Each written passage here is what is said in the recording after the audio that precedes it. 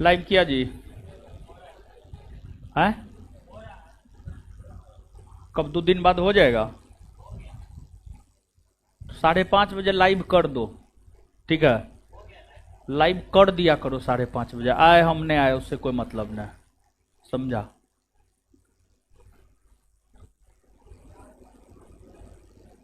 साढ़े 5 बज गया तो आइए जाएंगे 1 से 2 मिनट में।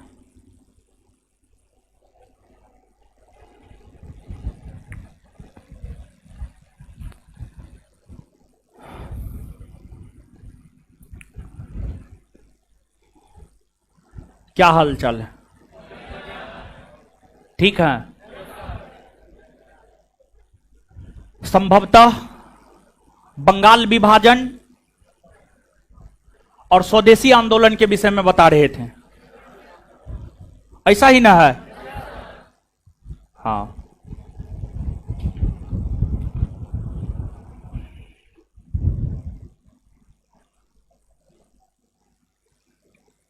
कॉपी तो बड़ा अच्छा बना रहा है, इसको रिवीजन और करता है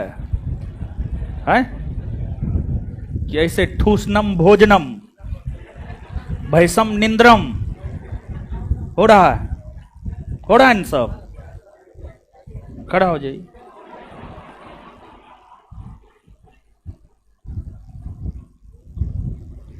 the new lamp for old किसकी रचना है? The new lamp for old किसकी रचना है? लाइफ डिवाइन है? सावित्री।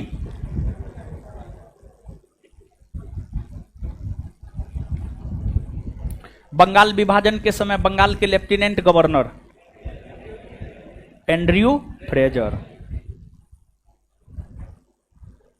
नहीं, अल्पहारी है, अल्पाहारी है।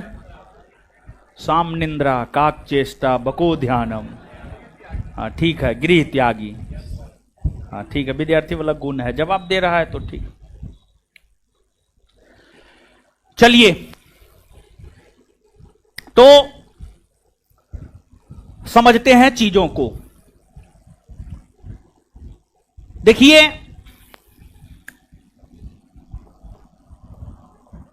हम लोग बंगाल के विभाजन को समझ रहे थे। बंगाल का विभाजन,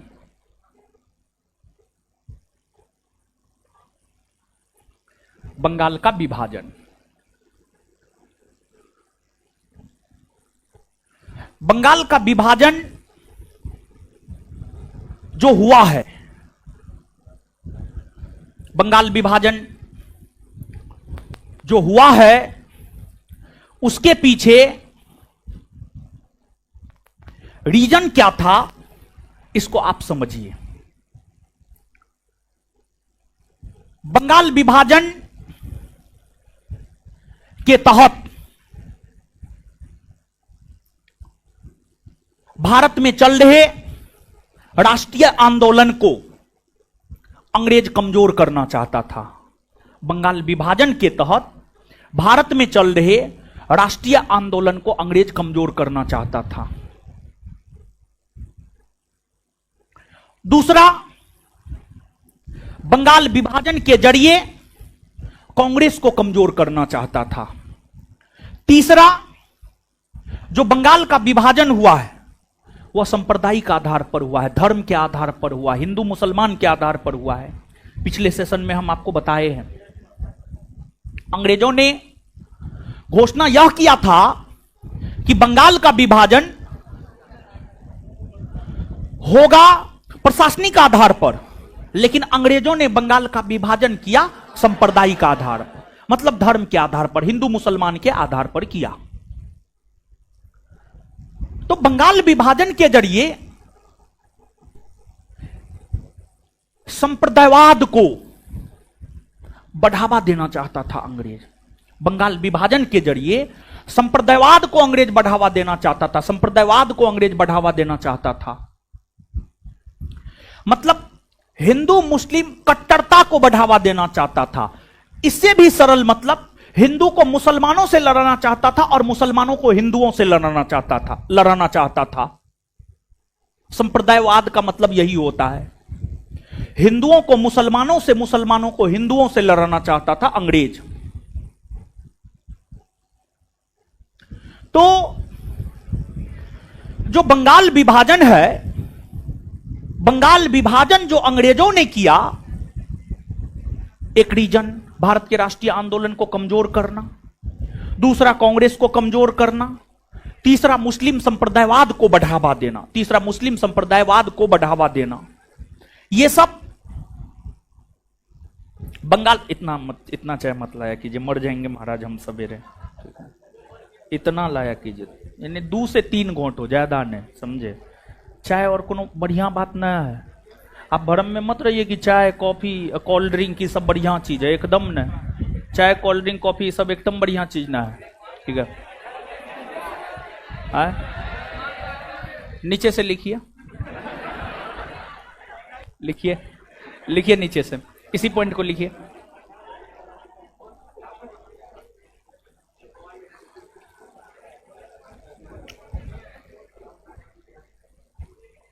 चाय ठीक है, लेकिन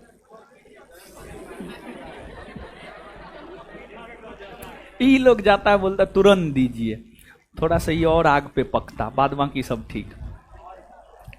लिखिए,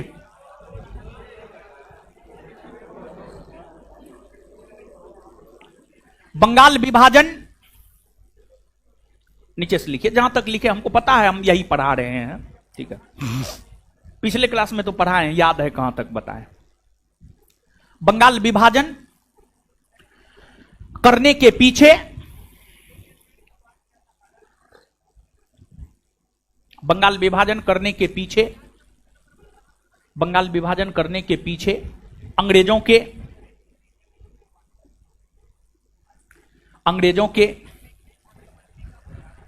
निम्न लक्ष्य थे। बंगाल विभाजन करने के पीछे अंग्रेजों के निम्न लक्ष्य थे। बंगाल विभाजन करने के पीछे अंग्रेजों के निम्न लक्ष्य थे। 1 नंबर में भारत के राष्ट्रीय आंदोलन को कमजोर करना। 1 नंबर में भारत के राष्ट्रीय आंदोलन को कमजोर करना।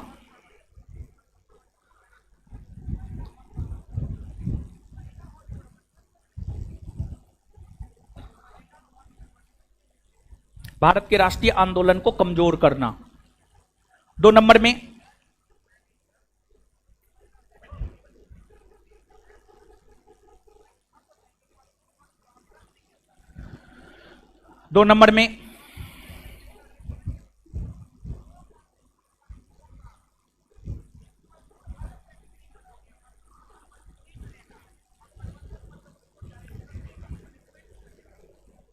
कांग्रेस को कमजोर करना।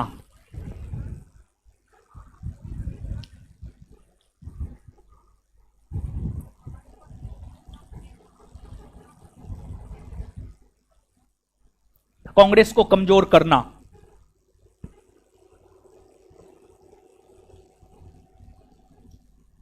3 नंबर में संप्रदायवाद को बढ़ावा देना। 3 नंबर में संप्रदायवाद को बढ़ावा देना।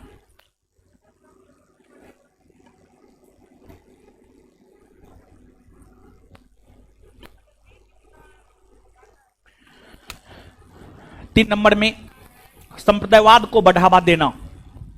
3 नंबर में संप्रदायवाद को बढ़ावा देना। 3 नंबर में संप्रदायवाद को बढ़ावा देना। संप्रदायवाद को बढ़ावा देना हो गया। अब सुनिए गुरुजी लोग, अब आगे आइए। ये समझाए थे, लिखा दिए, अब सुनिए। देखिए, सामान्य तौर पर कांग्रेस का जो वार्षिक अधिवेशन होता था, प्रत्येक वर्ष दिसंबर माह के अंतिम सप्ताह के अंतिम 3 कार्य दिवस में सामान्य तौर पर कांग्रेस का वार्षिक अधिवेशन होता था। तो लास्ट सेशन में हम आपको बताए थे कि बंगाल विभाजन के खिलाफ स्वदेशी आंदोलन हुए थे, बंगाल विभाजन के खिलाफ स्वदेशी आंदोलन हुए थे। और बंगाल विभाजन के खिलाफ स्वदेशी आंदोलन की शुरुआत 7 अगस्त 1905 से हुई है। 7 अगस्त 1905 से हुई है। बंगाल विभाजन के खिलाफ स्वदेशी आंदोलन 7 अगस्त 1905 से शुरू हुआ। इस आंदोलन को लेकर कांग्रेस ने अपने 1905 के बनारस अधिवेशन में प्रस्ताव पारित किया और कांग्रेस ने अपना समर्थन दिया। यानी बंगाल विभाजन को लेकर जो स्वदेशी आंदोलन हुए हैं, उस स्वदेशी आंदोलन को समर्थन देने को लेकर कांग्रेस ने प्रस्ताव पारित 1905 के अपने बनारस अधिवेशन में किया और फिर काफी जोर शोर से स्वदेशी आंदोलन चलने लगे। और स्वदेशी आंदोलन भारत के स्वतंत्रता आंदोलन के अंतर्गत होने वाला प्रथम आंदोलन था, जिसका प्रसार लगभग पूरे भारतवर्ष में देखने को मिला है। स्वदेशी आंदोलन का प्रसार उत्तर में पंजाब से लेकर दक्षिण में मद्रास, पूरब में बंगाल से लेकर पश्चिम में गुजरात, लगभग पूरे भारतवर्ष में स्वदेशी आंदोलन का प्रसार देखने को मिला है। स्वदेशी आंदोलन को लेकर भी कांग्रेस के उदारवादी नेता यह चाहते थे कि स्वदेशी आंदोलन सिर्फ बंगाल तक सीमित रहे। लेकिन कांग्रेस के जो उग्रवादी नेता थे वह यह चाह रहे थे कि स्वदेशी आंदोलन का प्रचार प्रसार पूरे भारतवर्ष में हो। तो आप समझिएगा, स्वदेशी आंदोलन को लेकर कांग्रेस के उदारवादी नेता यह चाह रहे थे कि स्वदेशी आंदोलन बंगाल तक सीमित रहे। वहीं कांग्रेस के उग्रवादी नेता यह चाह रहे थे कि स्वदेशी आंदोलन का प्रचार प्रसार पूरे भारतवर्ष में हो। और स्वदेशी आंदोलन का प्रचार प्रसार लगभग पूरे भारतवर्ष में हुआ। और भारत के अलग अलग क्षेत्रों में अलग अलग नेताओं ने स्वदेशी आंदोलन को अपना नेतृत्व प्रदान किया है। भारत के अलग अलग राज्यों में अलग अलग क्षेत्रों में अलग अलग नेताओं ने स्वदेशी आंदोलन को अपना नेतृत्व प्रदान किया है। जैसे अगर आप देखेंगे स्वदेशी आंदोलन को पंजाब के क्षेत्र में लाला लाजपत राय और अजीत सिंह ने नेतृत्व प्रदान किया। मुंबई और पुणे के क्षेत्र में बाल गंगाधर तिलक ने नेतृत्व प्रदान किया। दिल्ली में सैयद हैदर रजा ने नेतृत्व प्रदान किया। मद्रास में चिदम्बरम पिल्ले ने, आनंद चार्लू ने, सुब्रमण्यम अय्यर ने, इन सभी लोगों ने मद्रास के क्षेत्र में स्वदेशी आंदोलन को नेतृत्व प्रदान करने का काम किया था। और जो स्वदेशी आंदोलन चलाए जा रहे थे, इस स्वदेशी आंदोलन में विदेशी वस्तुओं के बहिष्कार और स्वदेशी अपनाने पर जोर देने को लेकर के बातें कही गई थी। मतलब स्वदेशी आंदोलन में यह लक्ष्य रखा गया था कि विदेशी वस्तुओं का बहिष्कार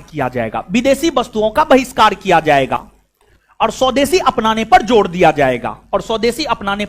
जाएगा। पहली बार बहिष्कार शब्द का प्रयोग कृष्ण कुमार मित्र ने किया था। और कृष्ण कुमार मित्र ने अपनी पत्रिका संजीवनी में, कृष्ण कुमार मित्र का एक पत्रिका था संजीवनी,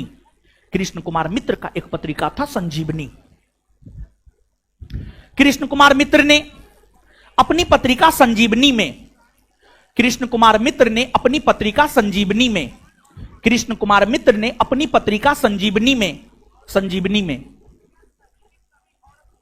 बहिष्कार शब्द का प्रयोग किया और स्वदेशी आंदोलन के दौरान विदेशी वस्तुओं का बहिष्कार किया गया और स्वदेशी अपनाने पर जोर दिया गया। और स्वदेशी आंदोलन पहला आंदोलन हुआ जिसमें महिलाओं ने भी अपनी भागीदारी सुनिश्चित करने का काम की। स्वदेशी आंदोलन में महिला बढ़ चढ़कर मतलब एक्का दुक्का महिला नहीं, जैसे 1857 की क्रांति है उसमें तो एक्का दुक्का महिला पार्टिसिपेट हुई थी, लेकिन स्वदेशी आंदोलन में बड़े स्तर पर महिलाओं ने अपनी भागीदारी को सुनिश्चित करने का काम की थी। बड़े स्तर पर महिलाओं ने अपनी भागीदारी स्वदेशी आंदोलन में सुनिश्चित की थी। लेकिन ध्यान रहे, इस आंदोलन से मुस्लिम वर्ग के लोग वंचित रहे थे, किसान वर्ग के लोग वंचित रहे थे। मतलब इस आंदोलन में मुसलमानों ने पार्टिसिपेट नहीं किया, इस आंदोलन में किसानों ने पार्टिसिपेट नहीं किया। और जब आपको स्वदेशी अपनाने पर बल दिया जा रहा था तो भारतीय युवाओं ने अंग्रेजी शिक्षा का भी बहिष्कार किया और फिर स्वदेशी शिक्षा को बढ़ावा देने को लेकर 1906 ईस्वी में राष्ट्रीय शिक्षा परिषद का गठन किया गया था। 1906 ईस्वी में राष्ट्रीय शिक्षा परिषद का गठन किया गया था। 1906 में राष्ट्रीय शिक्षा परिषद का गठन किया गया था। और स्वदेशी आंदोलन के दौरान ही अमार सोनार बांग्ला नामक गीत रविन्द्रनाथ टैगोर ने लिखा था। वह गीत भी बंगाल की सड़कों पर स्वदेशी आंदोलन के दौरान गाए जा रहे थे। और अमार सोमार बांग्ला बांग्लादेश का राष्ट्रीय गीत है, बांग्लादेश का राष्ट्रीय गान है। बांग्लादेश का राष्ट्रीय गान है। 1971 में बांग्लादेश बना, उसका राष्ट्रीय गान अमार सोमार बांग्ला ही है। स्वदेशी आंदोलन के दौरान ही यह लिखे गए थे। और जो स्वदेशी आंदोलन है कहीं ना कहीं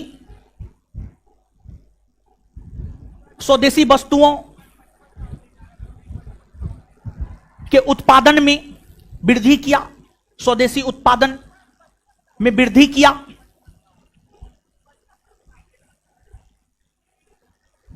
और फिर धीरे धीरे जब कोई आंदोलन लंबा खींचता है तो धीरे धीरे आंदोलन नीरस होने लगता है। स्वदेशी आंदोलन लंबा खींच रहे थे जिस वजह से स्वदेशी आंदोलन नीरस होने लगा। और स्वदेशी आंदोलन की गतिविधियों को निर्धारित कांग्रेस का अध्यक्ष किया करता था। कांग्रेस का अध्यक्ष तय करता था कि स्वदेशी आंदोलन का रूपरेखा कैसा होगा। और इसी वजह से 1905 ईस्वी के बाद लगातार इस बात को लेकर विवाद खड़ा होना शुरू हो गया कि आखिरकार कांग्रेस का अध्यक्ष कौन बनेगा, उग्रवादी दल का नेता बनेगा या उदारवादी दल का नेता बनेगा। जो कांग्रेस का अध्यक्ष बनेगा वह स्वदेशी आंदोलन की रूपरेखा को निर्धारित करता। और इसी वजह से कांग्रेस के अध्यक्ष बनने को लेकर लड़ाई झगड़ा होने लगा। और फिर 1907 में कांग्रेस में सूरत में फूट पड़ गई। कांग्रेस स्पष्ट तौर पर दो भाग, उग्रवादी और उदारवादी में बट गया। और जब कांग्रेस दो भागों में बट गया तो इससे आंदोलन कमजोर हुआ। और स्वदेशी आंदोलन कमजोर ना पड़े इसीलिए स्वदेशी आंदोलन में भारतीय लोगों का समर्थन प्राप्त करने के लिए अश्विनी कुमार दत्त ने स्वदेश बांधव समिति का गठन किया था। ताकि स्वदेशी आंदोलन को समर्थन प्राप्त रह सके, स्वदेशी आंदोलन को समर्थन प्राप्त रह सके, समर्थन एकजुट किया जा सके स्वदेशी आंदोलन को लेकर। इसीलिए अश्विनी कुमार दत्त ने स्वदेश बांधव समिति का गठन किया, स्वदेश बांधव समिति का गठन किया। स्वदेशी आंदोलन काफी लंबे समय तक चला और स्वदेशी आंदोलन के दौरान विशेष तौर पर बिहार के जो कांग्रेसी नेता था उसका मांग यही था, बंगाल विभाजन को रद्द करके बंगाल का पुनर्विभाजन किया जाए और बंगाल का पुनर्विभाजन करके बंगाल से एक अलग प्रांत बिहार का गठन किया जाए। यह बिहार के कांग्रेसी नेताओं का मांग था और इस प्रकार की मांग सर्वप्रथम डॉक्टर सच्चिदानंद सिन्हा ने किया था। डॉक्टर सच्चिदानंद सिन्हा ने ही सर्वप्रथम इस प्रकार की मांग किया था कि बंगाल का विभाजन करके एक नया प्रांत बिहार का गठन किया जाए और उन्हीं के मांग के तहत आगे चलकर बंगाल विभाजन रद्द हुए, बंगाल पुनर्गठित हुए और बंगाल का पुनर्विभाजन हुआ और एक नया प्रांत बिहार बना। यही वजह है कि डॉक्टर सच्चिदानंद सिन्हा को आधुनिक बिहार का जनक माना जाता है। डॉक्टर सच्चिदानंद सिन्हा को आधुनिक बिहार का जनक माना जाता है। देखिए आगे चलकर हुआ क्या, तो आगे चलकर हुआ ये कि वर्ष 1911 में इंग्लैंड के सम्राट जॉर्ज पंचम और महारानी मेरी का भारत आगमन हुआ। जॉर्ज पंचम और महारानी मेरी जब भारत भ्रमण पर आए तो उन लोगों का भारत के अलग अलग भूभागों में विरोध किया गया और जब जॉर्ज पंचम और महारानी मेरी का विरोध किया गया तो पता किए कि विरोध का कारण क्या है। तो पता यह चला कि अंग्रेजों ने भारतीयों को यह कहा था कि बंगाल का विभाजन करेंगे प्रशासनिक आधार पर, लेकिन बंगाल का विभाजन कर दिया सांप्रदायिक आधार पर। इस बात से भारत के लोग नाराज हैं। इसी वजह से भारत के लोग जॉर्ज पंचम और महारानी मेरी का विरोध कर रहा है। तो जॉर्ज पंचम महारानी मेरी के विरोध का पता उन्हें चल गया और फिर दिसंबर 1911 ईस्वी में जॉर्ज पंचम और महारानी मेरी के सम्मान में तृतीय दिल्ली दरबार का आयोजन हुआ। दिसंबर 1911 ईस्वी में जॉर्ज पंचम और महारानी मेरी के सम्मान में तृतीय दिल्ली दरबार का आयोजन हुआ। इससे पहले 2 अन्य दिल्ली दरबार का आयोजन हो चुका था। प्रथम दिल्ली दरबार 1877 लिटन के समय, द्वितीय दिल्ली दरबार 1903 कर्जन के समय और तृतीय दिल्ली दरबार 1911 लॉर्ड हार्डिंग द्वितीय के समय तृतीय दिल्ली दरबार का आयोजन हुआ। तृतीय दिल्ली दरबार में ही जॉर्ज पंचम के द्वारा यह घोषणा किया गया कि बंगाल विभाजन को रद्द किया जाता है। तो बंगाल विभाजन को रद्द करने की घोषणा जॉर्ज पंचम ने तृतीय दिल्ली दरबार में किया और उस घोषणा के तहत ही बंगाल विभाजन रद्द हो गए। बंगाल विभाजन रद्द हो गए और बंगाल को पुनर्गठित कर दिया गया और बंगाल को पुनर्गठित करते हुए बंगाल का पुनर्विभाजन हुआ, फिर से विभाजन हुआ। और जब बंगाल का पुनर्विभाजन हुआ तो भारतीयों की जो मांग थी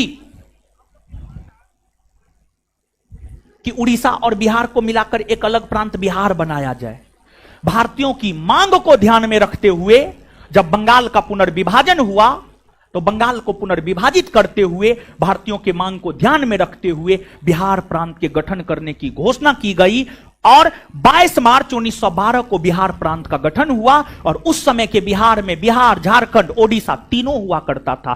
22 मार्च 1912 को जो बिहार गठित हुआ था उस बिहार में बिहार, झारखंड, ओडिशा ये तीनों हुआ करता था।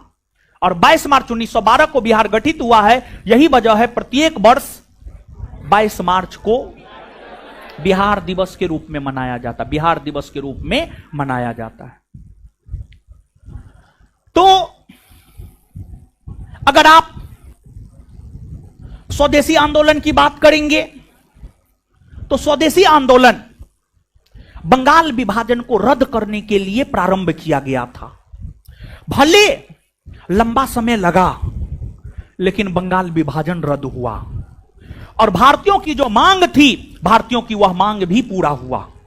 मतलब स्वदेशी आंदोलन की हम बात करें तो स्वदेशी आंदोलन अपने आप में एक सफल आंदोलन है।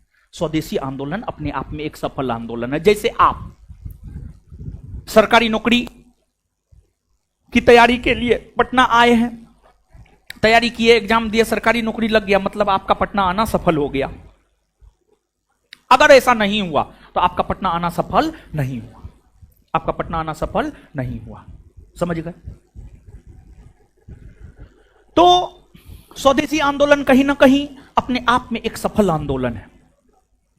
और स्वदेशी आंदोलन के दौरान एक ब्रिटिश पत्रकार हेनरी वुड नेविंसन पूरे भारत की यात्रा किया था। स्वदेशी आंदोलन के दौरान हेनरी वुड नेविंसन नामक अंग्रेज पूरे भारतवर्ष का यात्रा किया और भारत यात्रा के आधार पर उन्होंने एक पुस्तक लिखी जो वर्ष 1908 में प्रकाशित हुआ।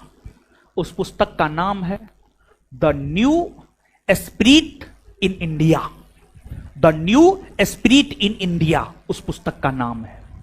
और स्वदेशी आंदोलन के दौरान ही बाल गंगाधर तिलक को वैलेंटाइन सिरोल ने भारतीय अशांति का जनक कहा था। भारतीय अशांति का जनक।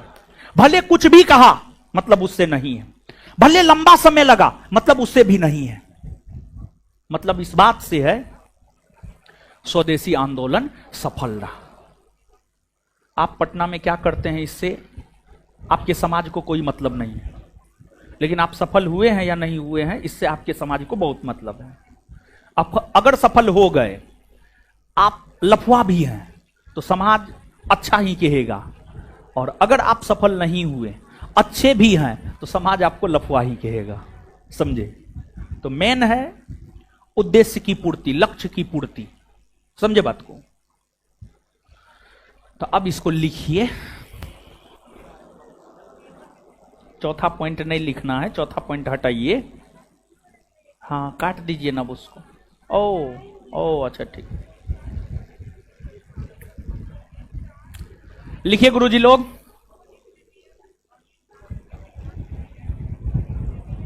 समझ में आया हो? हाँ, आ गया ना? लिखिए।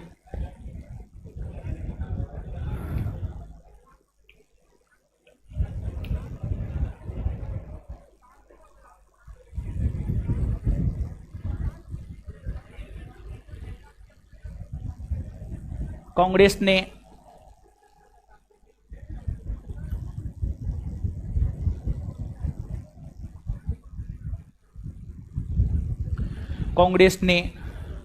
1905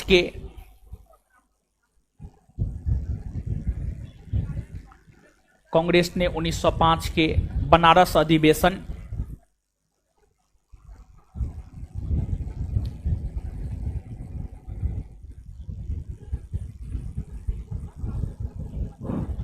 कांग्रेस ने 1905 के बनारस अधिवेशन में प्रस्ताव पारित कर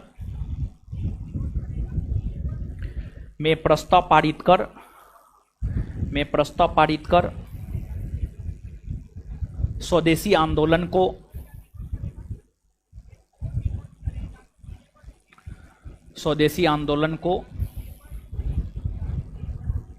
समर्थन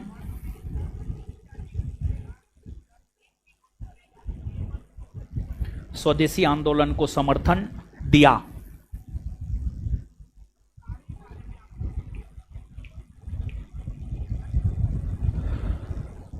स्वदेशी आंदोलन को समर्थन दिया। Next point.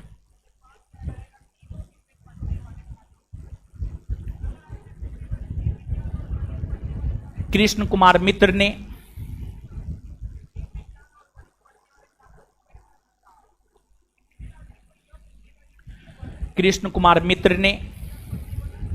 अपनी पत्रिका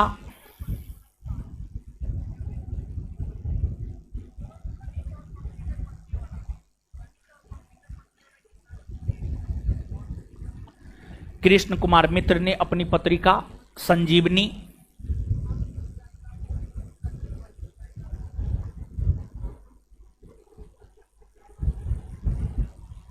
कृष्ण कुमार मित्र ने अपनी पत्रिका संजीवनी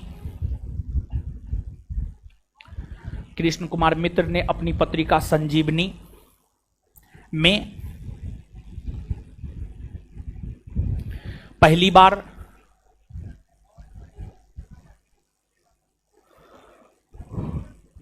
आपका लिखने का तरीका बड़ी शानदार है, ठीक, आप लिखते सही हैं, समझे, ऐसे यूपीएससी में लिखा जाता है। और आप यूपीएससी के टॉपर सब का कॉपी देखिएगा, वायरल होता है, इसी प्रकार से लिखता है वो भी, समझे। कहाँ से सीखे हैं आप, कहाँ से आया है आप में ये कला? सही में अच्छा है, इनके लिखने का टेक्निक बहुत अच्छा है, समझे, बड़ी फ्रेश है, स्पष्ट है, कोई भी देख करके जो है ना आराम से पढ़ के समझ सकता है चीजों को, ठीक है। मतलब अशुद्धि भी कम है, एक ये भी है, अशुद्धि भी कम है। सबका अच्छा थोड़े होगा, वो आपके कहने से अपना दही को कोई खट्टा कहता है?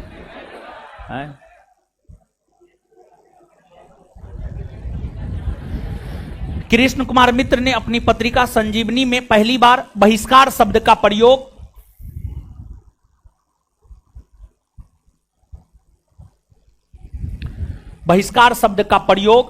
किया। बहिष्कार शब्द का प्रयोग किया।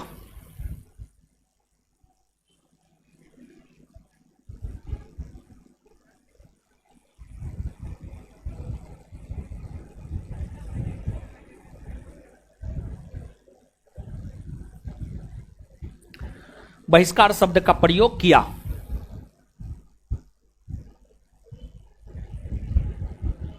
नेक्स्ट पॉइंट,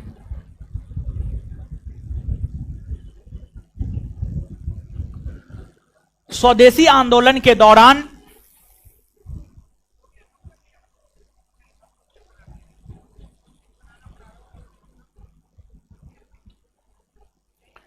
स्वदेशी आंदोलन के दौरान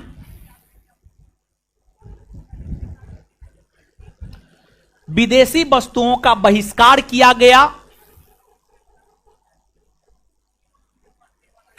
स्वदेशी आंदोलन के दौरान विदेशी वस्तुओं का बहिष्कार किया गया।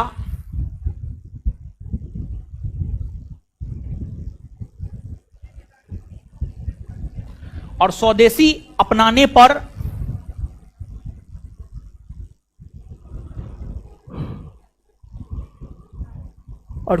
अपनाने पर जोर दिया गया।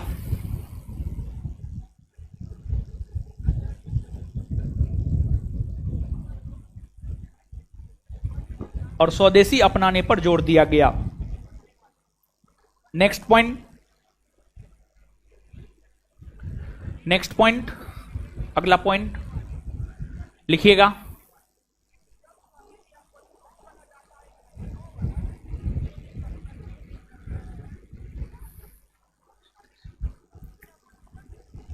कांग्रेस के नेक्स्ट पॉइंट वाइज लिखिए, ठीक है। ऐसे इसको पैराग्राफ में लिखा देंगे ना तो याद नहीं होगा, और हर पॉइंट अपने आप में महत्वपूर्ण है, ठीक है।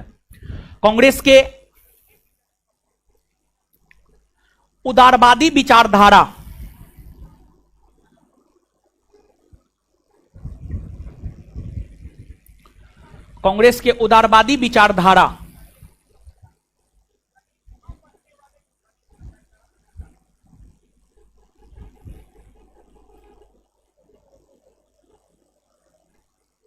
के नेता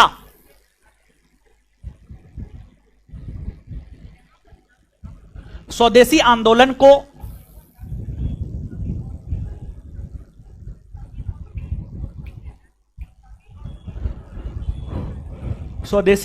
को सिर्फ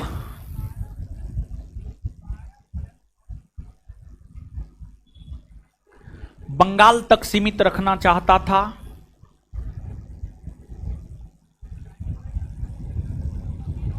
सिर्फ बंगाल तक सीमित रखना चाहता था।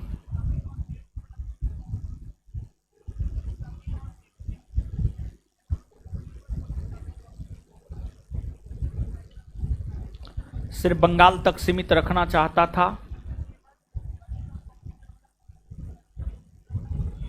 लेकिन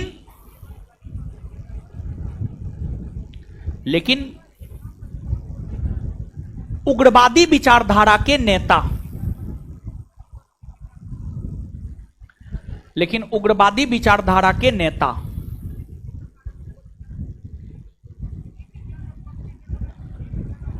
उग्रवादी विचारधारा के नेता स्वदेशी आंदोलन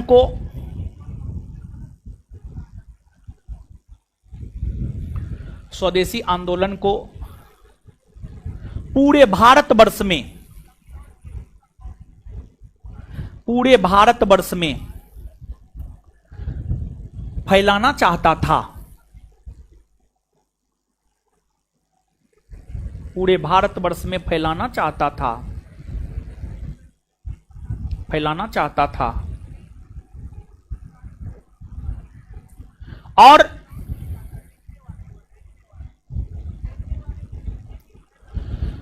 स्वदेशी आंदोलन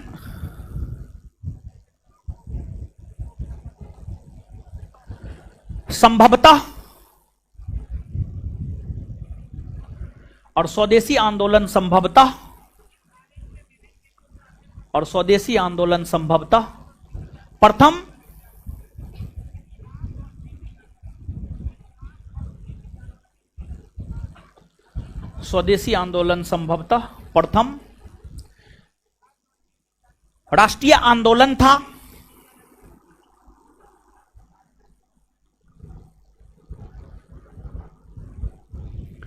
स्वदेशी आंदोलन संभवतः प्रथम राष्ट्रीय आंदोलन था,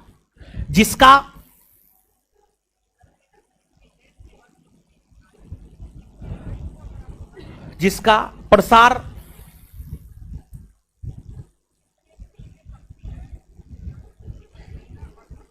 पूरे भारतवर्ष में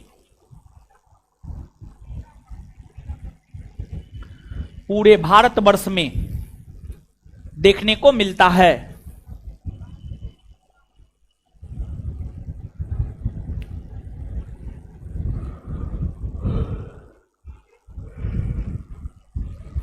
नेक्स्ट पॉइंट,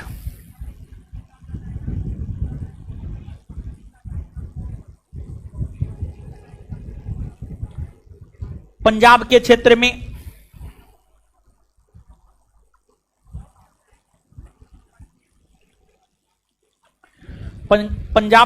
में स्वदेशी आंदोलन का नेतृत्व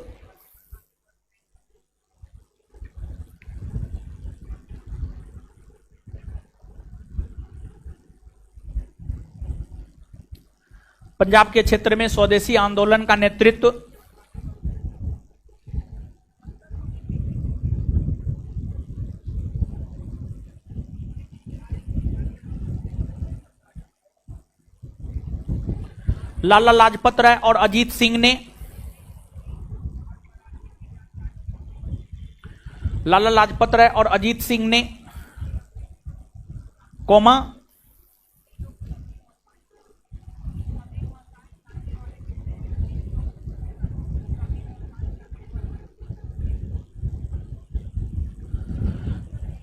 मुंबई के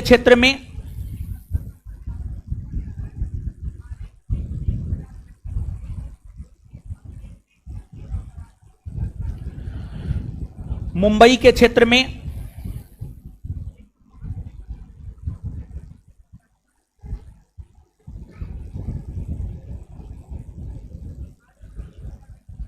बाल गंगाधर तिलक,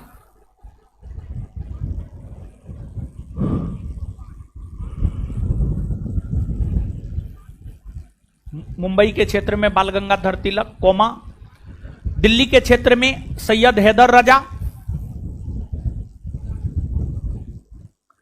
दिल्ली के क्षेत्र में सैयद हैदर रजा, दिल्ली के क्षेत्र में सैयद हैदर रजा, दिल्ली के क्षेत्र में सैयद हैदर रजा,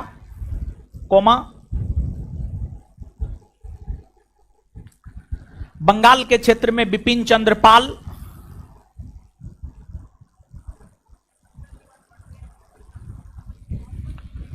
बंगाल के क्षेत्र में बिपिन चंद्र पाल,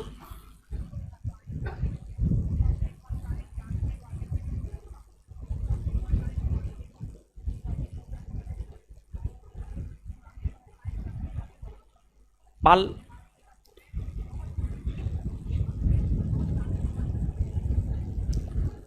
और मद्रास के क्षेत्र में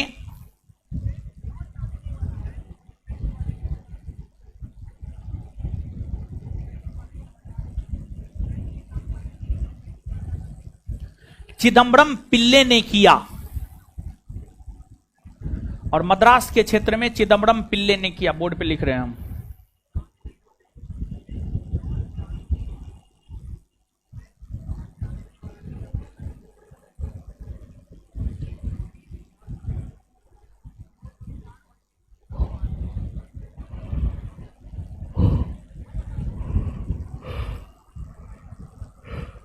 मद्रास के क्षेत्र में चिदम्बरम पिल्ले ने किया।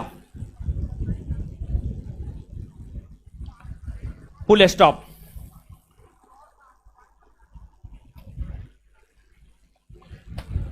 स्वदेशी आंदोलन में, नेक्स्ट पॉइंट, स्वदेशी आंदोलन में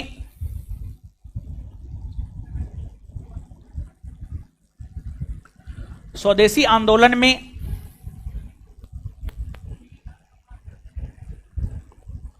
स्वदेशी आंदोलन में व्यापक स्तर पर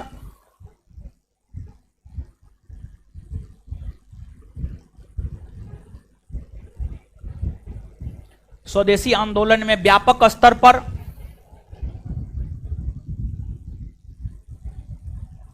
स्वदेशी आंदोलन में व्यापक स्तर पर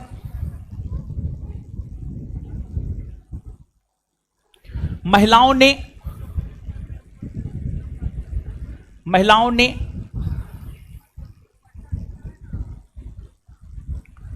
अपनी भागीदारी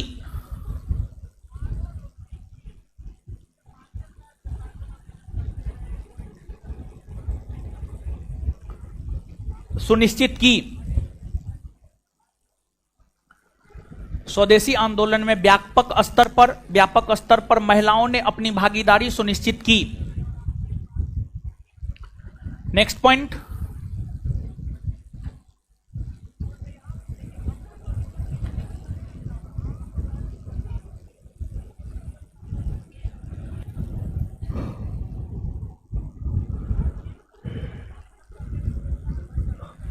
स्वदेशी आंदोलन से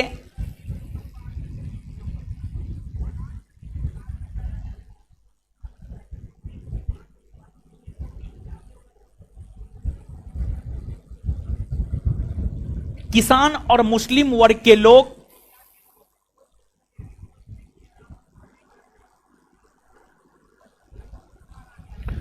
स्वदेशी आंदोलन से किसान और मुस्लिम वर्ग के लोग स्वदेशी आंदोलन से किसान और मुस्लिम वर्ग के लोग वंचित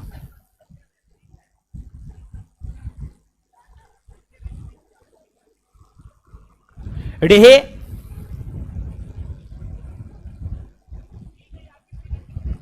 स्वदेशी आंदोलन से किसान और मुस्लिम वर्ग के लोग वंचित रहे थे।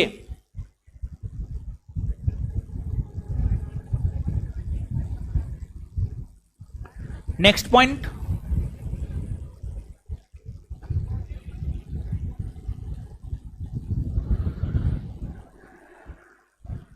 स्वदेशी आंदोलन के दौरान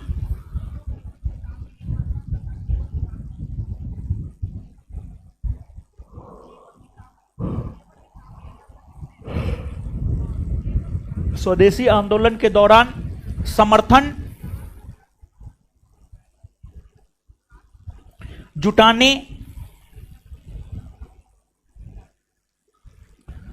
स्वदेशी आंदोलन के दौरान समर्थन जुटाने के उद्देश्य से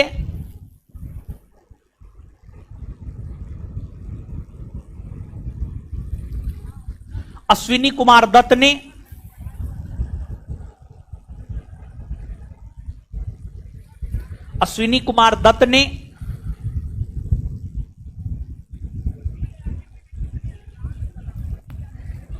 स्वदेश बांधव समिति का गठन किया? अश्विनी कुमार दत्त ने स्वदेश बांधव समिति का गठन किया।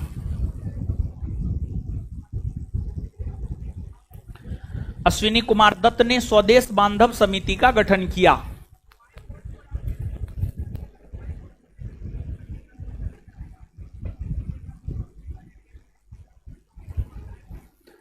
अश्विनी कुमार दत्त ने स्वदेश बांधव समिति का गठन किया।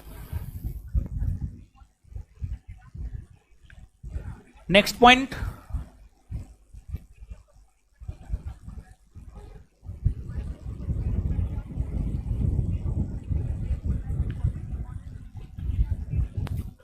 स्वदेशी आंदोलन शुरू होने के बाद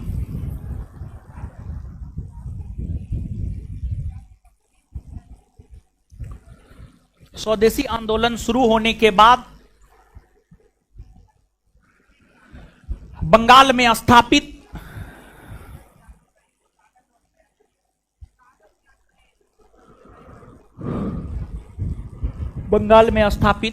प्रथम क्रांतिकारी संगठन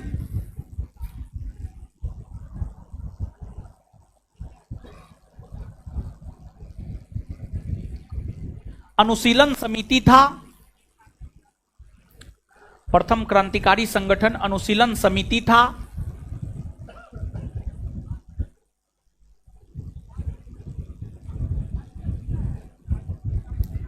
अनुशीलन समिति था।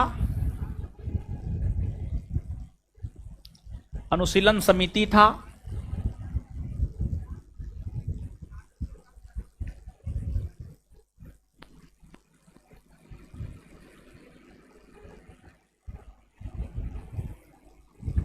जो बारिंद्र कुमार घोष और भूपेंद्र नाथ दत्त के द्वारा जो बारिंद्र कुमार घोष और भूपेंद्र नाथ दत्त के द्वारा जो बारिंद्र कुमार घोष और भूपेंद्र नाथ दत्त के द्वारा जो बारिंद्र कुमार घोष और भूपेंद्र नाथ दत्त के द्वारा शुरू किया गया था।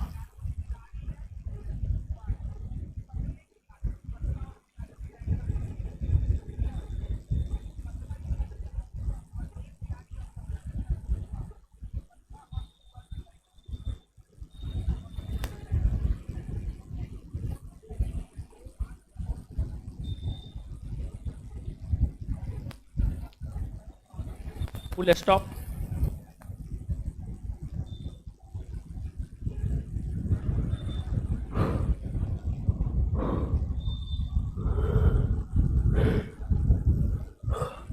नेक्स्ट पॉइंट, स्वदेशी आंदोलन के दौरान 1906 ईस्वी में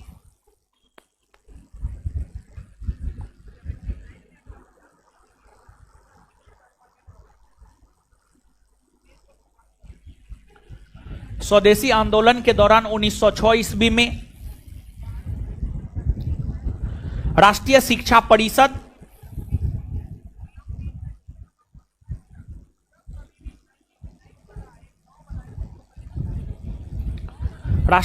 परिषद का गठन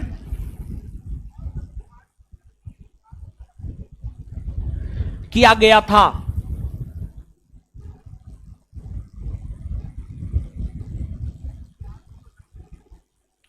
नेक्स्ट पॉइंट, स्वदेशी आंदोलन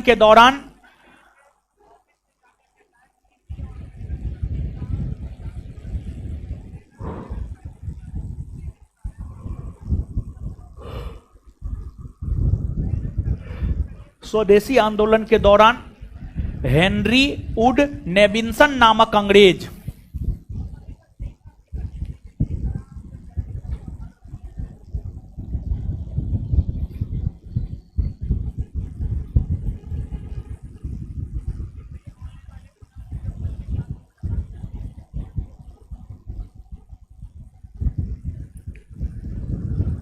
स्वदेशी आंदोलन के दौरान हेनरी वुड नेविंसन नामक अंग्रेज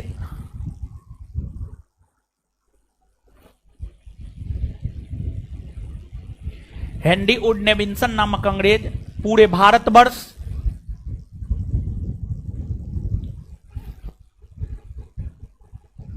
का भ्रमण किया।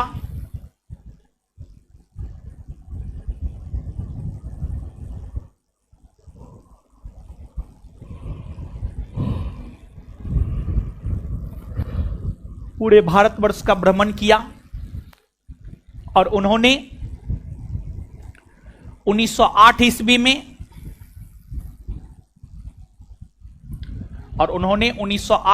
में the new spirit in India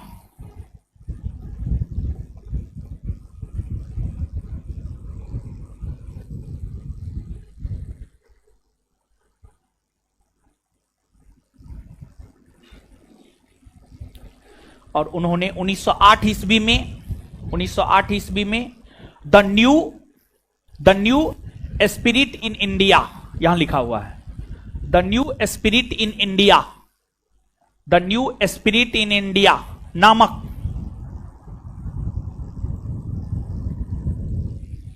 पुस्तक की रचना किया।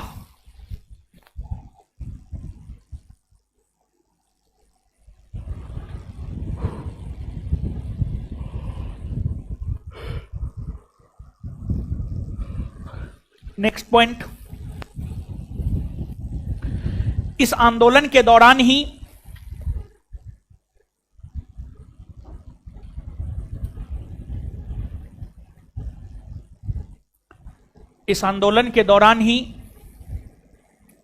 रविन्द्रनाथ टैगोर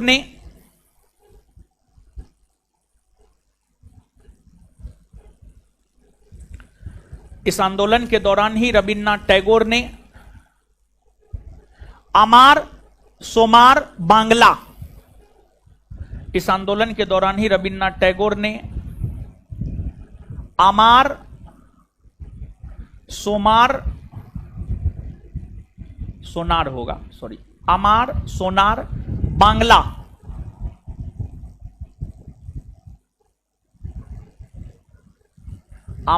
सोनार बांग्ला नामक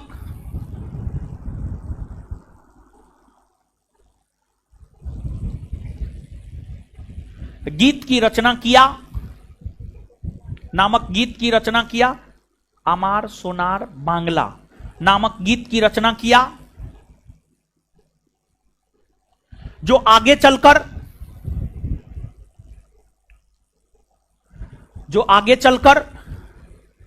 वर्ष 1971 ईस्वी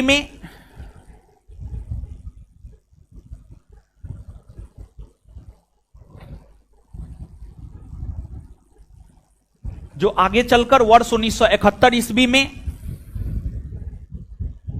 बांग्लादेश का राष्ट्रगान बना। जो आगे चलकर वर्ष 1971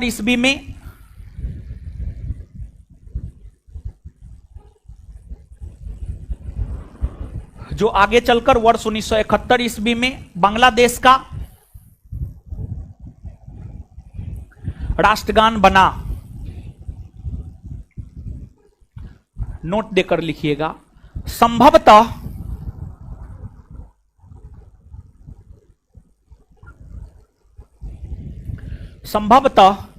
रविन्द्रनाथ टैगोर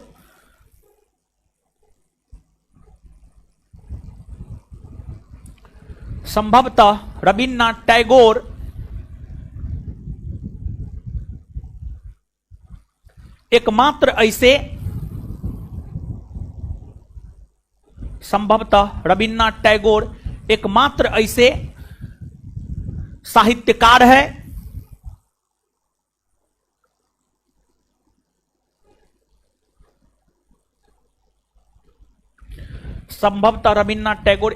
ऐसे साहित्यकार है जिनकी रचना दो अलग अलग देशों का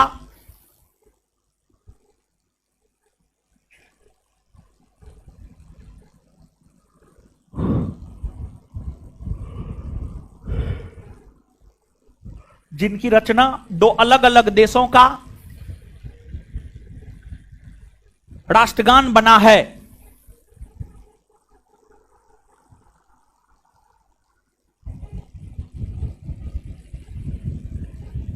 एगो भारत, दूसरा बांग्लादेश। ठीक है, चलिए आगे लिखिए।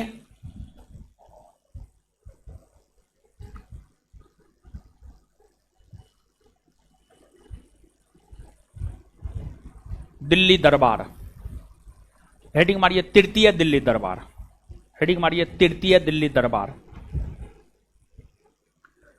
तृतीय दिल्ली दरबार।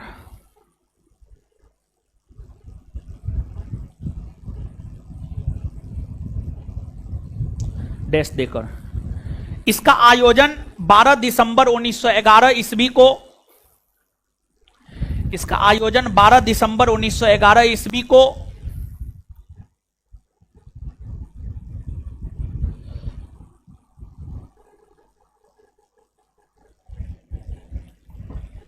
इसका आयोजन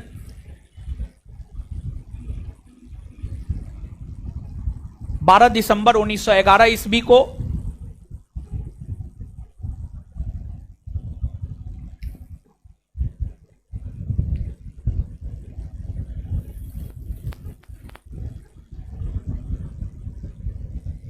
ब्रिटेन के सम्राट जॉर्ज पंचम,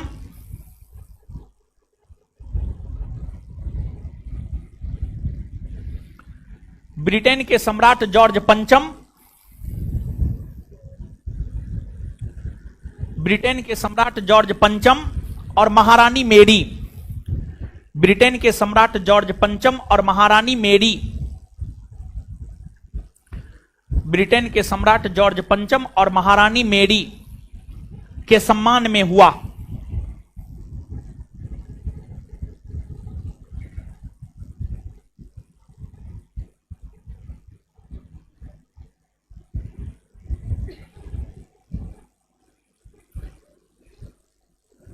इस समय भारत के वायसराय लॉर्ड हार्डिंग द्वितीय थे।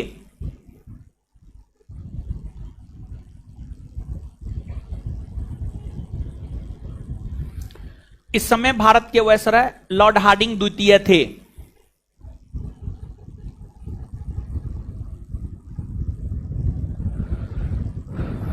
लॉर्ड हार्डिंग द्वितीय थे।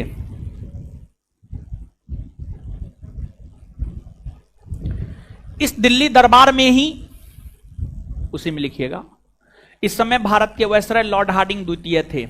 इस समय भारत के वायसराय लॉर्ड हार्डिंग द्वितीय थे।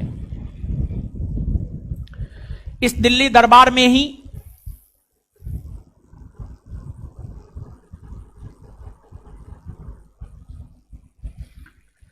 इस दिल्ली दरबार में ही इस दिल्ली दरबार में ही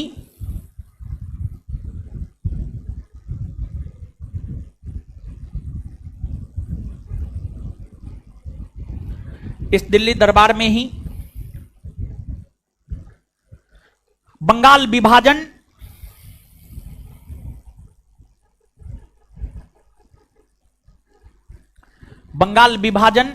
को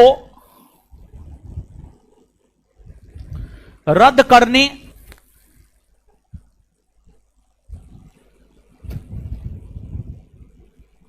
बंगाल विभाजन को रद्द करने की घोषणा की गई।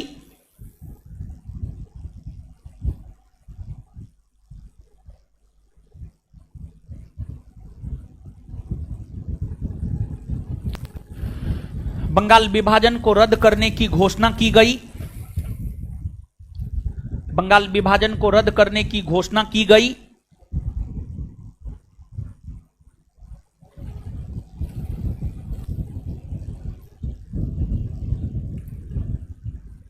Full stop. इस घोषणा के तहत ही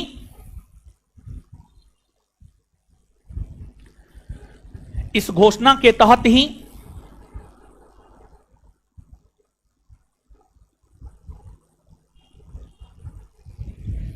बंगाल विभाजन को रद्द करते हुए, इस घोषणा के तहत ही बंगाल विभाजन को रद्द करते हुए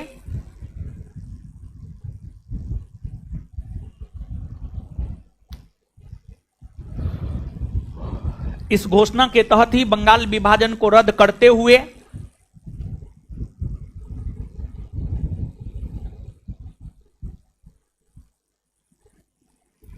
इस घोषणा के तहत ही बंगाल विभाजन को रद्द करते हुए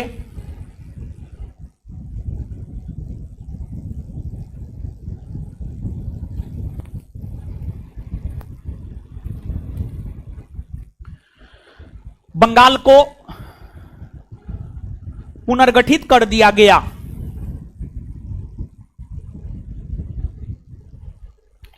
बंगाल को पुनर्गठित कर दिया गया।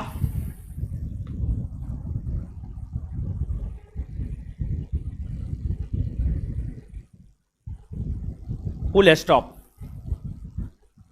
नेक्स्ट पॉइंट, बिहार के कांग्रेसी नेता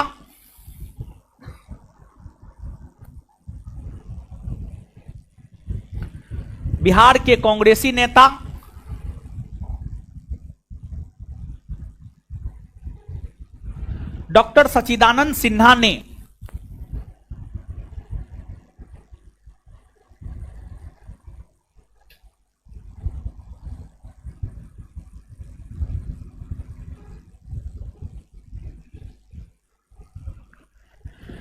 बिहार के कांग्रेसी नेता डॉक्टर सच्चिदानंद सिन्हा ने यह मांग किया था कि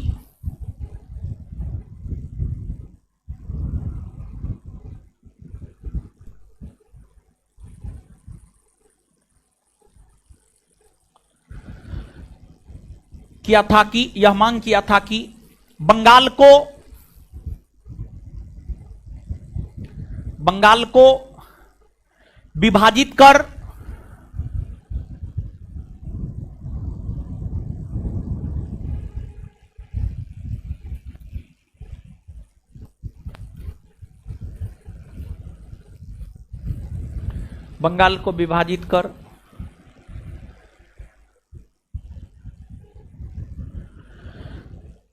बिहार प्रांत का गठन किया जाए।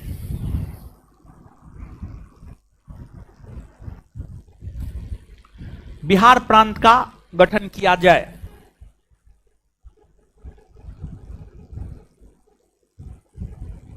Full stop.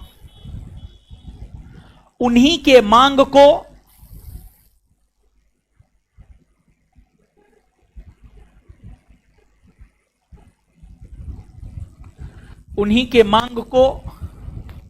ध्यान में रखते हुए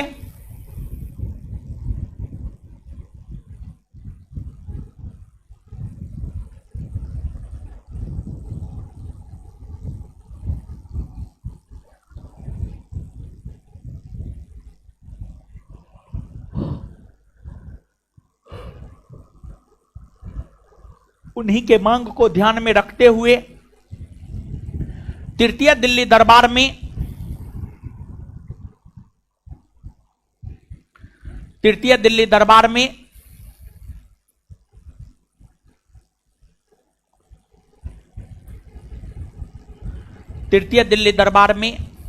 यह घोषणा किया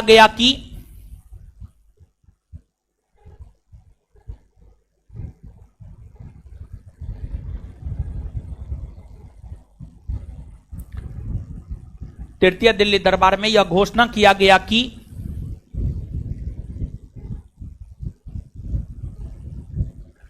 बंगाल का पुनर्विभाजन करते हुए बंगाल का पुनर्विभाजन करते हुए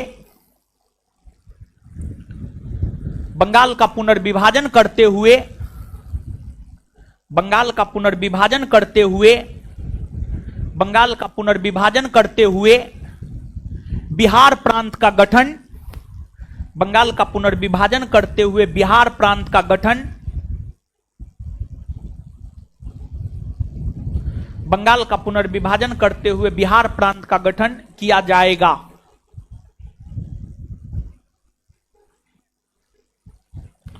इसी घोषणा के तहत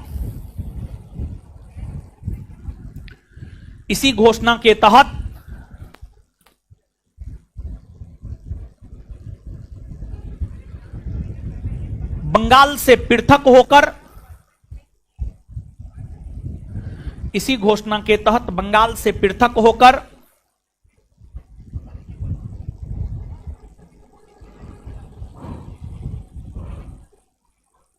इसी घोषणा के तहत बंगाल से पृथक होकर 22 मार्च 1912 को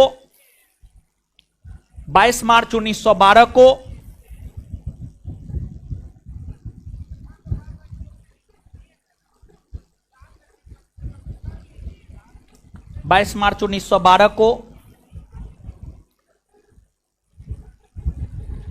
बिहार प्रांत का गठन किया गया।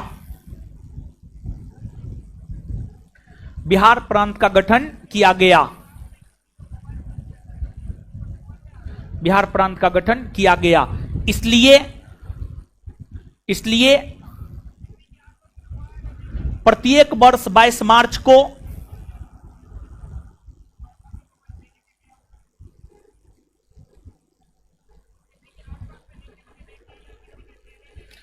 इसलिए प्रत्येक वर्ष 22 मार्च को बिहार दिवस के रूप में मनाया जाता है।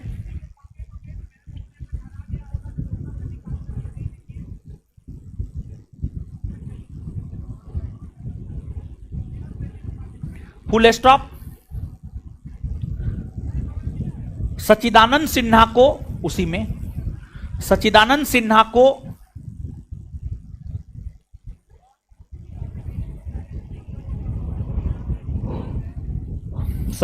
सिन्हा को आधुनिक बिहार का जनक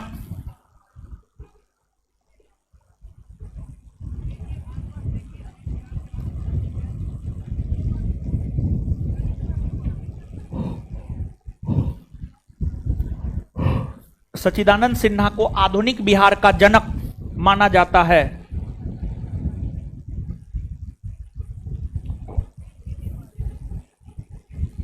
सच्चिदानंद सिन्हा को आधुनिक बिहार का जनक माना जाता है। अब सुनिए, अब आगे सुनिए। और ये जो तृतीय दिल्ली दरबार है, तृतीय दिल्ली दरबार की अगर हम बात करें तो समझिएगा, तृतीय दिल्ली दरबार में तो यह घोषणा किया ही गया, बंगाल प्रांत का जो विभाजन हुआ है उसको रद्द कर दिया जाएगा। बंगाल प्रांत के विभाजन को रद्द कर दिया गया, बंगाल को पुनर्गठित किया गया, बंगाल को पुनर्विभाजित किया गया और बिहार बना। इसके अलावे तृतीय दिल्ली दरबार की अगर हम बात करें तो तृतीय दिल्ली दरबार में यह भी घोषणा किया गया कि भारत की राजधानी कोलकाता से हटाकर दिल्ली को बनाया जाएगा। भारत की राजधानी कोलकाता से हटाकर दिल्ली को बनाया जाएगा। देखिए, भारत की राजधानी कई वर्षों तक कोलकाता रही है और कहा जाता है कि वर्ष 1774 से 1911 ईस्वी तक, वर्ष 1774 से 1911 ईस्वी तक अगर देखा जाए तो ब्रिटिश भारत की राजधानी हुआ करती थी कोलकाता। ब्रिटिश भारत की राजधानी हुआ करती थी कोलकाता और कोलकाता से हटाकर भारत की राजधानी दिल्ली बनाने की घोषणा तृतीय दिल्ली दरबार 1911 में किया गया। और इसी घोषणा के तहत भारत की राजधानी दिल्ली बनी, जो अब तक बनी हुई है। और भारत की राजधानी 1 अप्रैल 1912 को, भारत की राजधानी 1 अप्रैल 1912 को दिल्ली बनी। भारत की राजधानी 1 अप्रैल 1912 को दिल्ली बनी और तब से लेकर आज तक भारत की राजधानी दिल्ली बनी हुई है।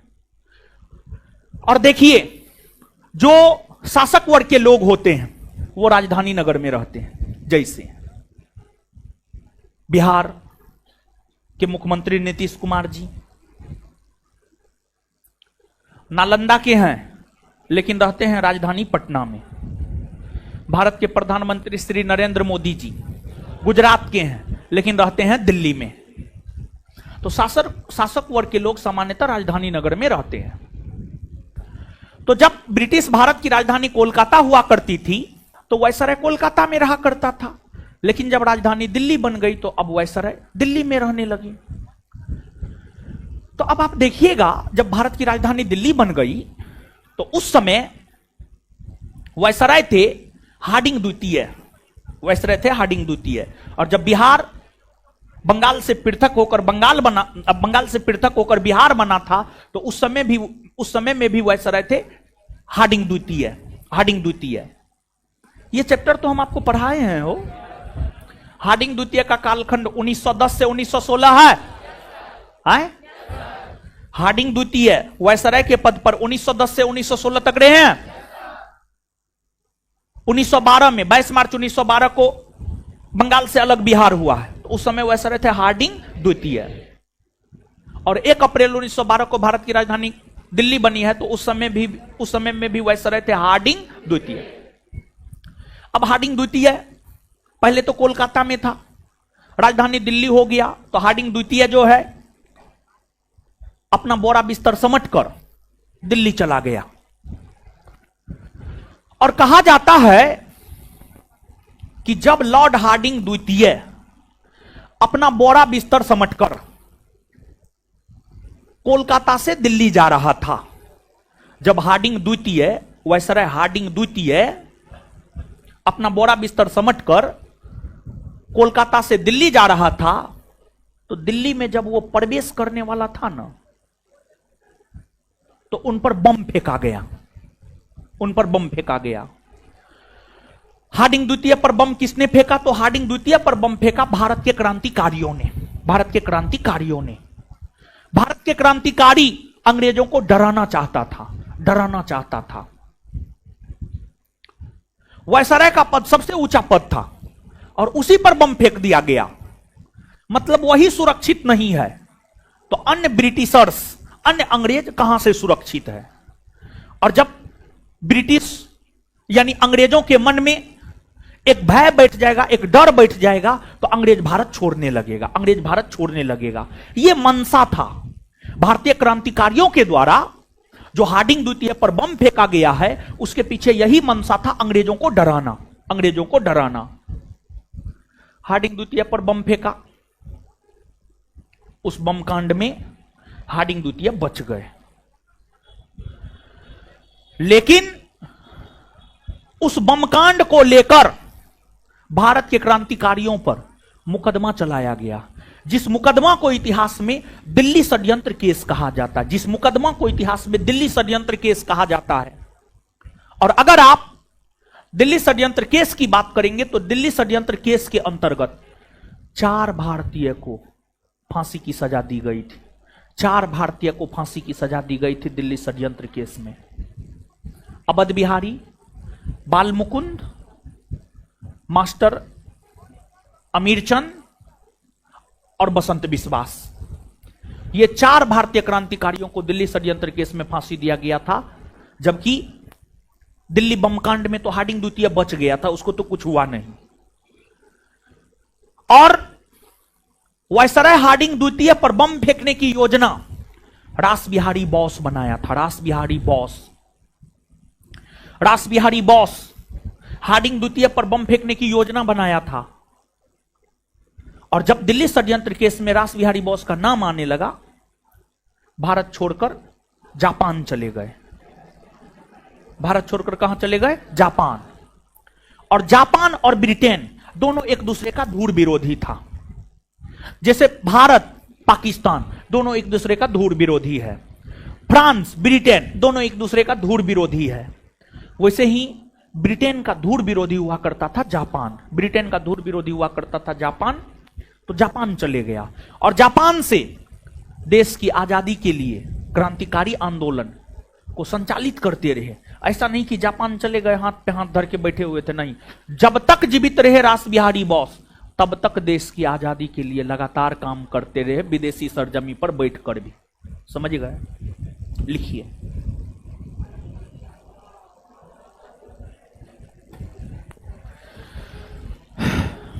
लिखिएगा। तृतीय दिल्ली दरबार नेक्स्ट पॉइंट लिखिएगा, तृतीय दिल्ली दरबार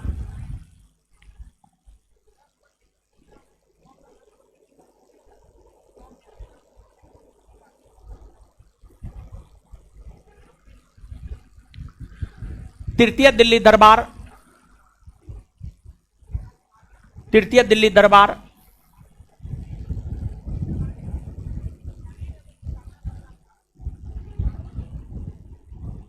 में ही तृतीय दिल्ली दरबार में ही यह भी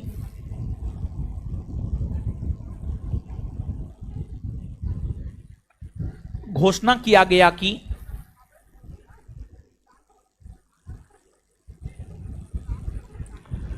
तृतीय दिल्ली दरबार में ही यह भी घोषणा किया गया कि भारत की राजधानी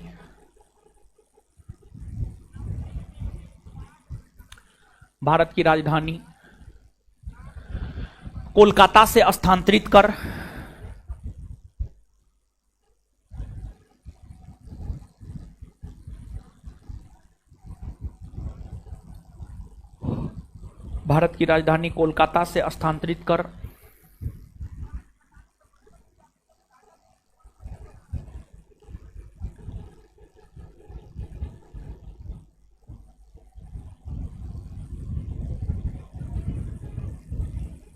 दिल्ली को बनाया जाएगा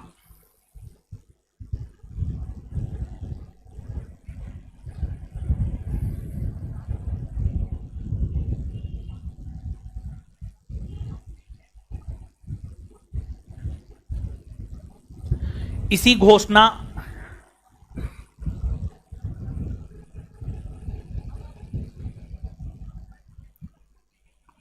के तहत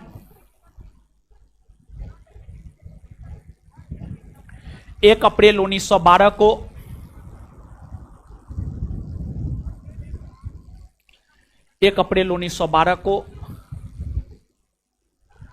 भारत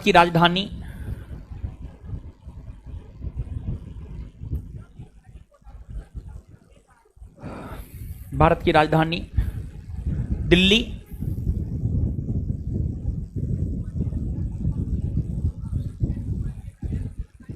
बनी। नेक्स्ट पॉइंट, बिहार का गठन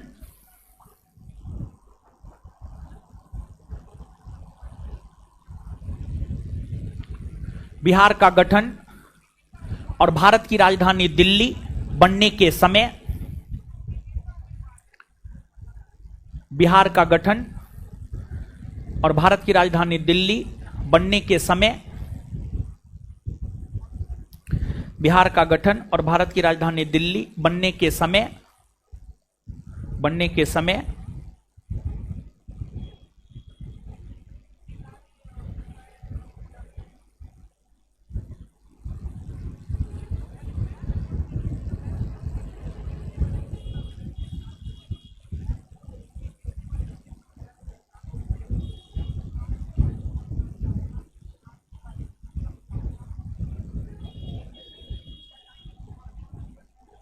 भारत के वायसराय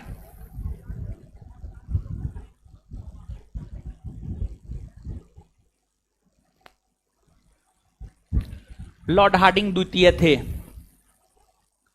भारत के वायसराय लॉर्ड हार्डिंग द्वितीय थे।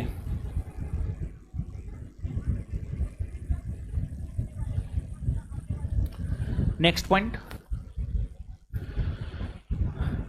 1774 से 1911 ईस्वी तक। नेक्स्ट पॉइंट, 1774 से 1911 ईस्वी तक 1774 से 1911 ईस्वी तक 1774 से 1911 ईस्वी तक भारत की राजधानी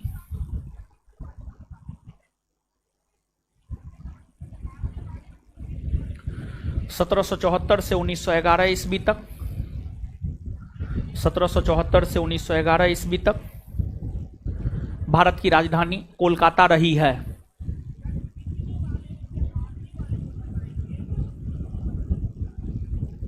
नेक्स्ट पॉइंट, प्रथम दिल्ली दरबार का आयोजन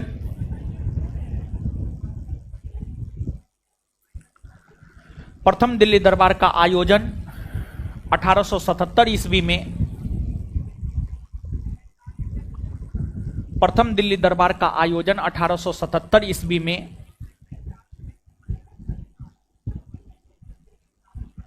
प्रथम दिल्ली दरबार का आयोजन 1877 ईस्वी में प्रथम दिल्ली दरबार का आयोजन 1877 ईस्वी में लॉर्ड लिटन के समय लॉर्ड लिटन के समय लॉर्ड लिटन के समय और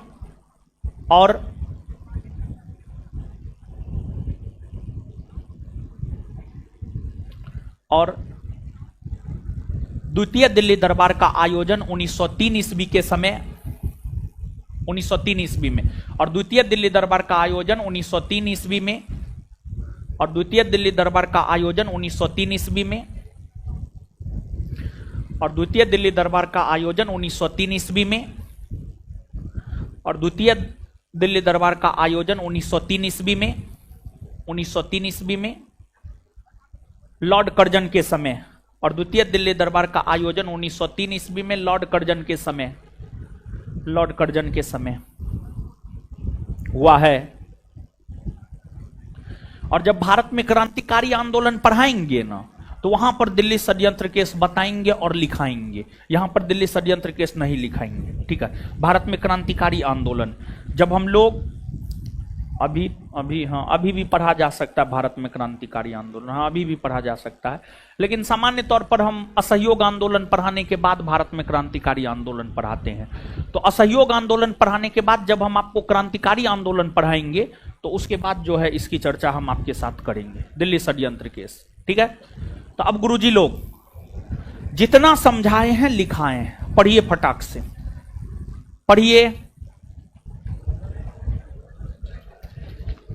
पढ़िए जल्दी है।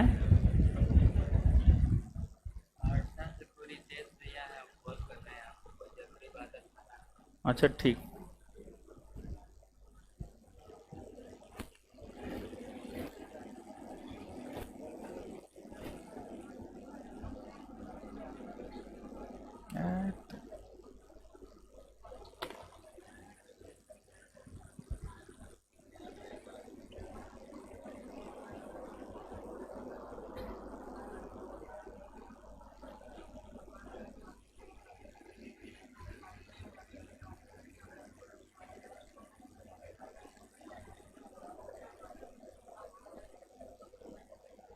हाँ बोलिए।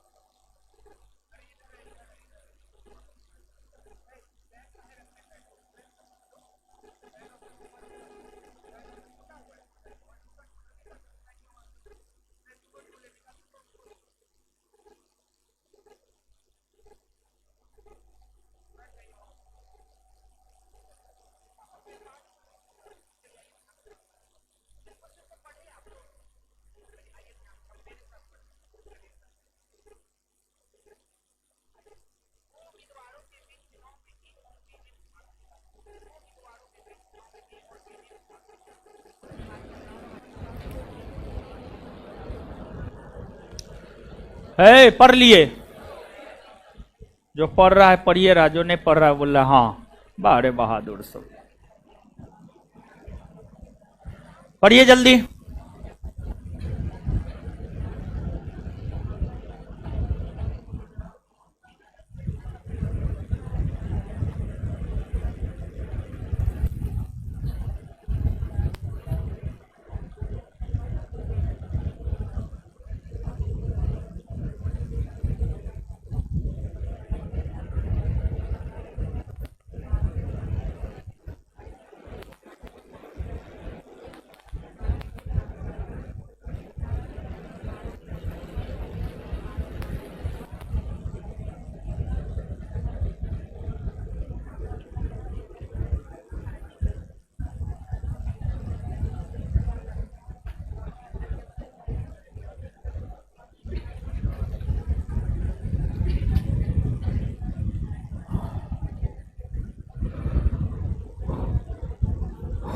दीजिए। है आइए, है हीरो सब याद कीजिए।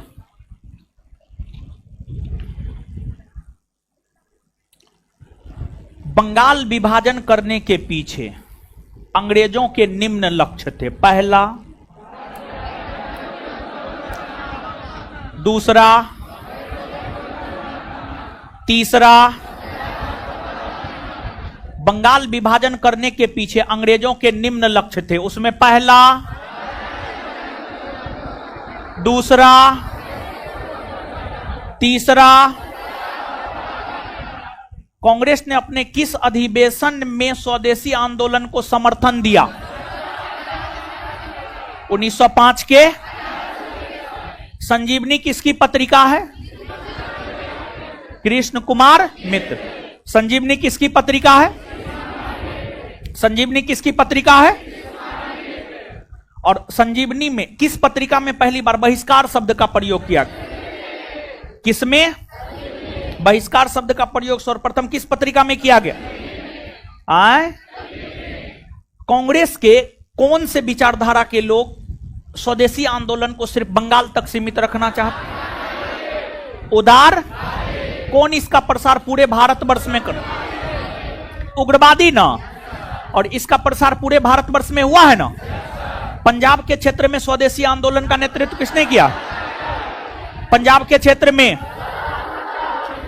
मुंबई के क्षेत्र में, मुंबई के क्षेत्र में, दिल्ली में, दिल्ली में, बंगाल में, बंगाल में, मद्रास में, मद्रास में। व्यापक स्तर पर महिलाओं ने सर्वप्रथम अपनी भागीदारी किस आंदोलन में सुनिश्चित की? किस आंदोलन में? किस वर्ग के लोग स्वदेशी आंदोलन से वंचित रहे थे? किसान। और किस वर्ग के लोग स्वदेशी आंदोलन से वंचित, स्वदेशी आंदोलन से किस वर्ग के लोग वंचित रहे थे?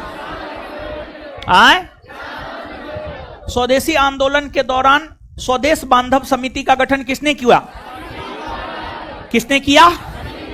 स्वदेशी आंदोलन शुरू होने के बाद बंगाल में स्थापित प्रथम क्रांतिकारी संगठन अनुशीलन। स्वदेशी आंदोलन शुरू होने के बाद बंगाल में स्थापित प्रथम क्रांतिकारी संगठन। स्वदेशी आंदोलन के दौरान राष्ट्रीय शिक्षा परिषद का गठन कब किया गया? राष्ट्रीय शिक्षा परिषद का गठन, राष्ट्रीय शिक्षा परिषद का गठन।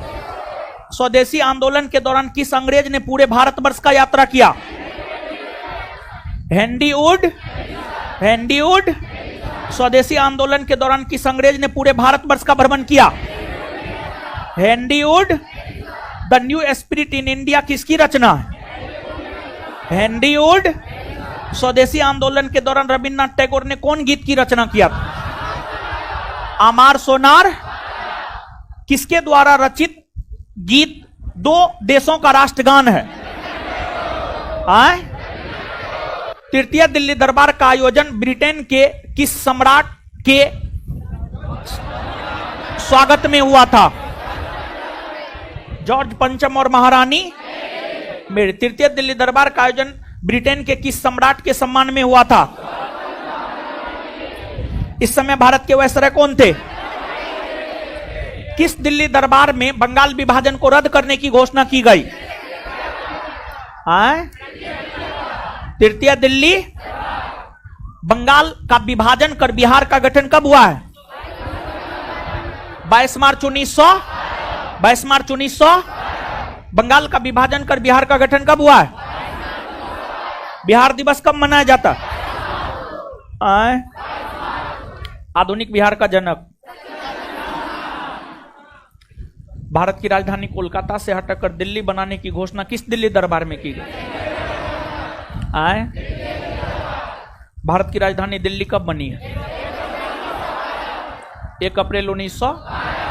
बिहार के गठन और भारत की राजधानी दिल्ली बनने के समय भारत के वायसराय कौन थे? Lord Hardinge. भारत की राजधानी कोलकाता कब से कब तक रही?